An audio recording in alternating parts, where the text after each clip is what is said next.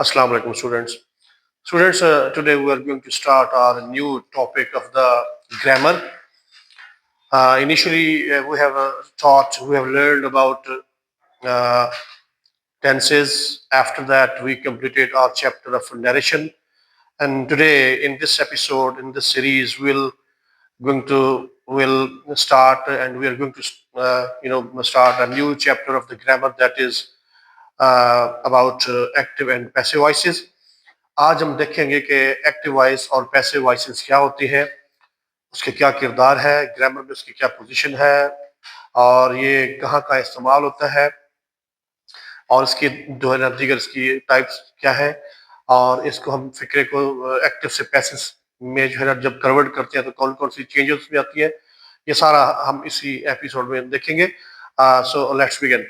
Students, first of all will see that active और passive क्या होते हैं. इसकी डेफिनेशन से पहले मैं आपको ये बता दूं कि एक्टिव और पैसिव का जो इस्तेमाल है वो हमारे स्पीकिंग में इसका बहुत बड़ा किरदार है.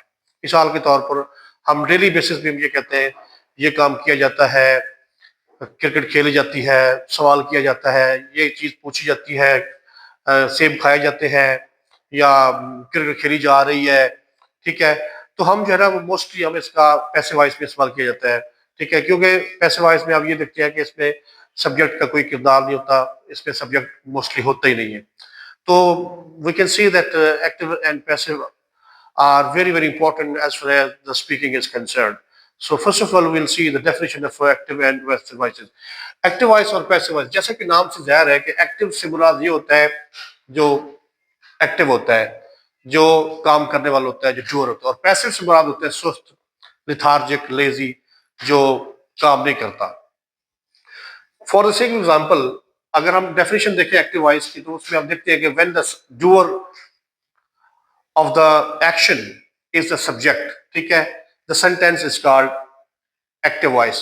यानी जब किसी फिक्रे में एक जो डूअर होता है, ये सब्जेक्ट होता है, वो एक्शन में होता है, वो एक्टिव वॉइस एक्टिव कंडीशन में होता है, तो उस सेंटेंस को हम एक्टिव वॉइस कहते हैं. मिसाल के तौर पर अफजल ईट्स एप्पल. अफजल इसमें सब्जेक्ट है और ईट उसका जो है वो एक्शन है. अब इसमें जो एक्टिव है ना वो अफजल है. अफजल क्या कर रहा है? Yeats Apple. अफजल जो है वो सेब खाता है, या हम यूं भी कह सकते हैं Afzal is eating the Apple. Right, Afzal सेब खा रहा है. मैंने सिंपल प्रेजेंट से शुरू किया है, सिंपल प्रेजेंट जो इंडेफिनिट है उससे मैंने शुरू किया है. Afzal Yeats Apple. इस सेंटेंस की डेफिनेशन के अकॉर्डिंग हम देखते हैं कि इसमें जो सब्जेक्ट ऑफ द डूअर जो है ना, एक्शन जो है काम करने वाला जो सब्जेक्ट है, डूअर है, वो है अफजल है, और वो एक्शन जो कर रहा है वो इसमें ये एप्पल वाला है, उसको ईटिंग वाला एक्शन है. ठीक है, तो एक्शन को करने वाला जो सब्जेक्ट होता है या डूअर होता है वो जो है ना वो एक्टिव कहलाता है. आगे हम देखते हैं कि पैसिव वॉइस क्या होता है. पैसिव वॉइस में हम ये देखते हैं कि when the recipient of the action of the verb is the subject. ठीक है, in the subject the sentence is called passive voice. मिसाल के तौर पर जो पैसिव वॉइस का में जो सेंटेंस होता है, मतलब उसमें जो रिसिपिएंट होता है ऑफ द एक्शन, ठीक है, वो क्या होता है? वो सब्जेक्ट होता है. यानी वो रिसिपिएंट जो है, एक्शन का रिसिपिएंट होता है, ये सब्जेक्ट है ना, वो एंड में आ जाता है, और जो उसका जो ऑब्जेक्ट होता है वो स्टार्ट में आ जाता होता है. ठीक है, the sentence is called passive voice. मिसाल के तौर पर इसमें जो एक्टिव वॉइस में जो डूअर होता है वो पैसिव वॉइस में वो जो है ना वो इनएक्टिव हो जाता है. ठीक है, पैसिव हो जाता है. That's why it is called passive voice. इसी को मैं चेंज करूंगा अफजल ईट्स द एप्पल को, कि अब वो वहां पे अफजल एक्टिव था, एक्शन में सारा कुछ वही कर रहा था. अब इसमें कैसे वो पैसिव हो जाता है? The apple is eaten by Afzal. अब देखना इसमें एप्पल स्टार्ट में आ गया जो ऑब्जेक्ट था, और जो अफजल था शुरू में था एज ए सब्जेक्ट के तौर पर, वो यहाँ पे एज एन ऑब्जेक्ट के तौर पर आ रहा है.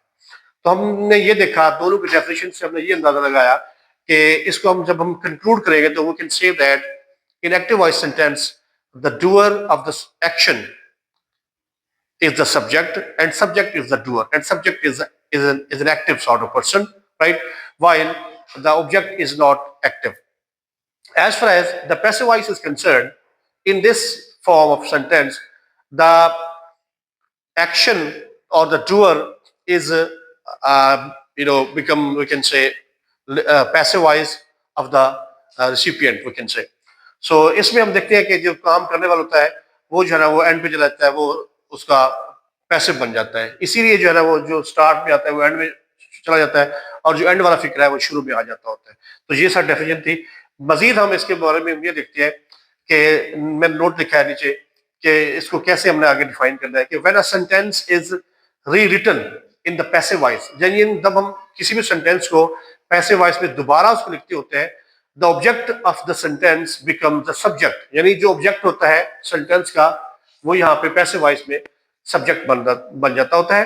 ठीक है, वी ऐड बाय, लेकिन हमने इसमें बाय ऐड कर दिया, जैसे यहाँ पे मैंने बाय का लफ्ज ऐड किया है बिफोर द एक्शन। एक्शन से पहले हमने, ये एक्शन है ईटन, इससे पहले हमने जो है ना वो बाय ऐड कर दिया जाता है, which was the subject of the earlier, जो इससे पहले सब्जेक्ट था।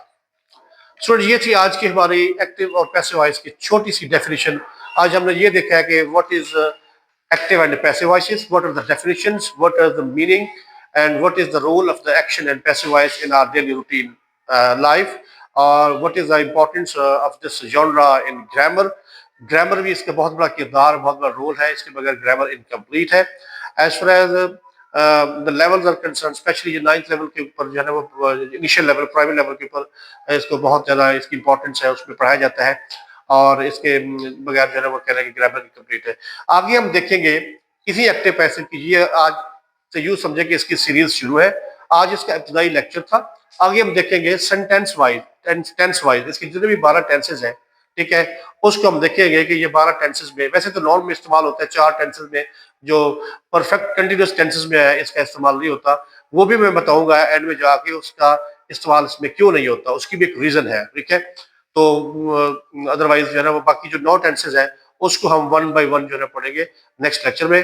टिल देन अल्लाह हाफिज। और अगर आपको मेरे पढ़ाने का तरीका अच्छा लगा है तो मेरे channel English with Afzal Bhatti को लाजमी विजिट करें, उसको सब्सक्राइब करें, और also press the bell icon so that you could receive my all the videos first of all. Thank you and अल्लाह हाफिज।